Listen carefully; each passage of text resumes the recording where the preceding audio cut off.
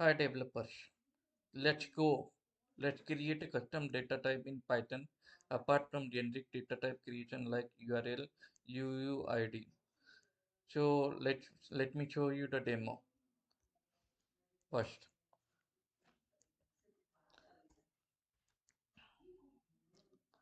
Suppose I enter my data point as 1. It will give the data detect type integer and input type integer. I give URL some URL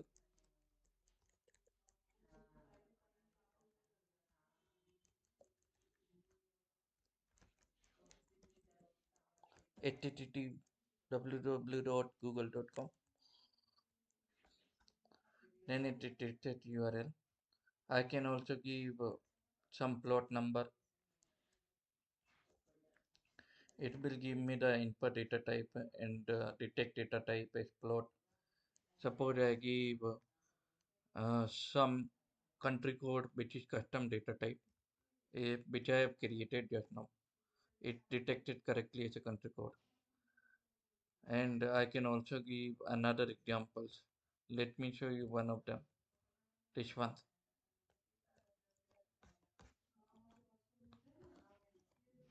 It will give you UUID. Input data type is long string, but input data type is correct UUID.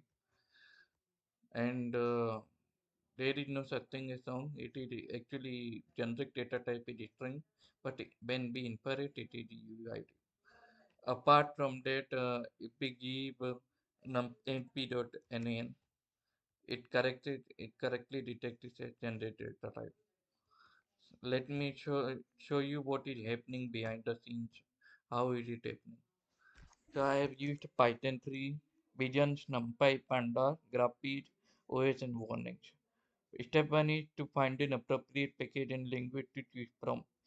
In this case, I am using Python language and Vision for data type selection.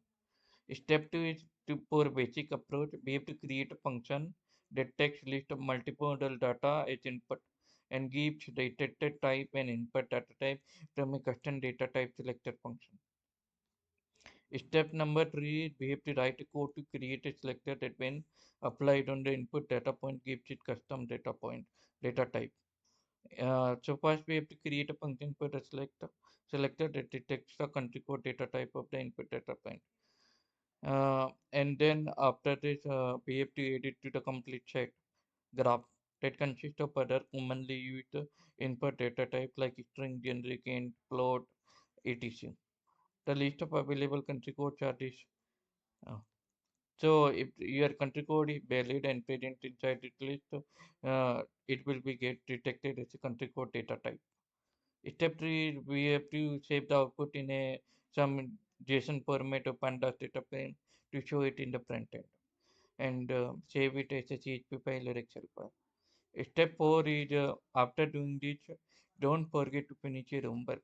That is to create a male female biological sex detector using custom data type selector in the same pattern which I have created.